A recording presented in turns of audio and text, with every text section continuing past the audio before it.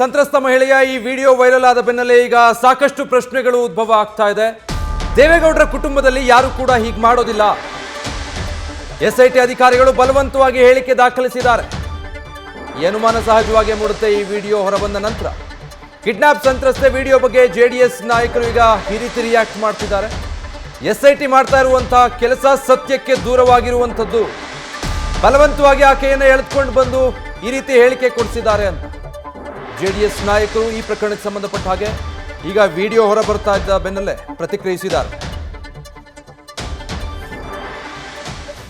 ಈ ಸತ್ಯ ಹಿಂದೆನೆ ರೇವಣ್ಣ ಸಾಹೇಬನ್ನ ಅರೆಸ್ಟ್ ಮಾಡೋಕ್ಕೂ ಮೊದಲೇ ಅದು ಗೊತ್ತಿತ್ತು.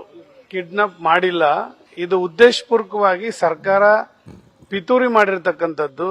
ದೇವೇಗೌಡ ಸಾಹೇಬರ ಕುಟುಂಬದ ಇತಿಹಾಸದಲ್ಲಿ ಅವರು ಯಾರು ಕೂಡ ಯಾರನ್ನೂ ಬಲವಂತವಾಗಿ ಇಲ್ಲಿವರೆಗೂ ಅವರ 70 ವರ್ಷದ ರಾಜಕೀಯ ಅನುಭವದಲ್ಲಿ ಮುಖ್ಯಮಂತ್ರಿ ಪ್ರಧಾನಮಂತ್ರಿ ಆಗಿದ್ದಂತ ಕಾಲದಿಂದನೂ ಕೂಡ ಮತ್ತು ಅವ್ರ ಕುಟುಂಬದಲ್ಲಿ ಯಾರು ಕೂಡ ಆ ರೀತಿ ನಡ್ಕೊಂಡಿದ್ದಂತ ಇತಿಹಾಸ ಇಲ್ಲ. ಇನ್ನೂ ಕೂಡ ಈ ಕಿಡ್ನಾಪ್ ಅಂತಕ್ಕಂಥದ್ನ ವ್ಯವಸ್ಥಿತವಾಗಿ ಅಂದ್ರೆ ಅವ್ರನ್ನ ಅರೆಸ್ಟ್ ಮಾಡಲೇಬೇಕು ರೇವಣ್ಣವ್ರನ್ನ ಅನ್ನೋ ದೃಷ್ಟಿಯಿಂದ ಅದನ್ನ ಮಾಡಿರ್ತಕ್ಕಂಥದ್ದು ಎಣದಿರ್ತಕ್ಕಂಥ ಬಲೆ ಅಂತ ಬಿಟ್ರೆ ಇವತ್ತು ಆ ಎಮ್ಮನೆ ಸತ್ಯ ಹೇಳಿದಾರಲ್ಲ, ಭಗವಂತ ಇದಾನೆ ಅನ್ನೋದಕ್ಕೆ, ದೇವ್ರು ಇದಾನೆ ಅನ್ನೋದಕ್ಕೆ ಇವೆಲ್ಲ ಸಾಕ್ಷಿಗಳು.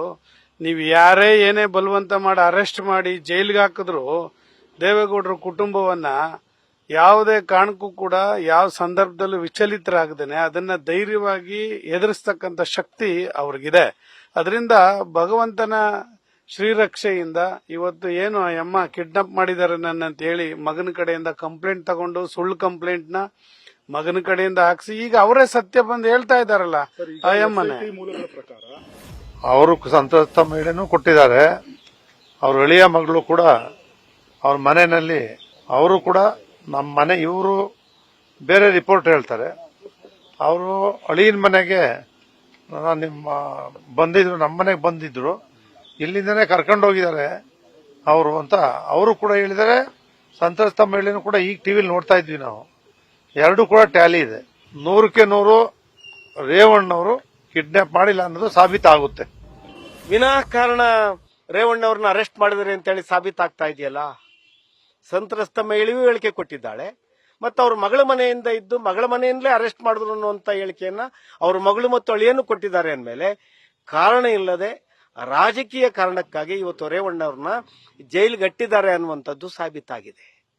ನನ್ನ ಪ್ರಶ್ನೆ, ನೀವು ಪೆನ್ ಡ್ರೈವ್ ಪ್ರಕರಣ ಇರಲಿ, ಅತ್ಯಾಚಾರದ ಪ್ರಕರಣ ಇರಲಿ, ಈ ಹೆಣ್ಣು ಮಕ್ಕಳ ಮಾನವನ ಇಡೀ ದೇಶದಲ್ಲಿ ಜಗತ್ತಿನಲ್ಲಿ ತೆಗೆದ್ರಲ್ಲ, ಆ ಪೆನ್ ಡ್ರೈವ್ ಹಂಚಿಕೆ ಮಾಡಿ ಅವರ ಮೇಲೆ ಯಾಕೆ ಕ್ರಮಕ್ಕೆ ಮುಂದಾಗಿಲ್ಲ? ಇದು ದೊಡ್ಡ ಲೋಪ ಅಲ್ವಾ ಸರ್ಕಾರದ್ದು? ಅವ್ರ ಮೊದಲು ಕ್ರಮಕ್ಕೆ ಮುಂದಾಗಬೇಕು.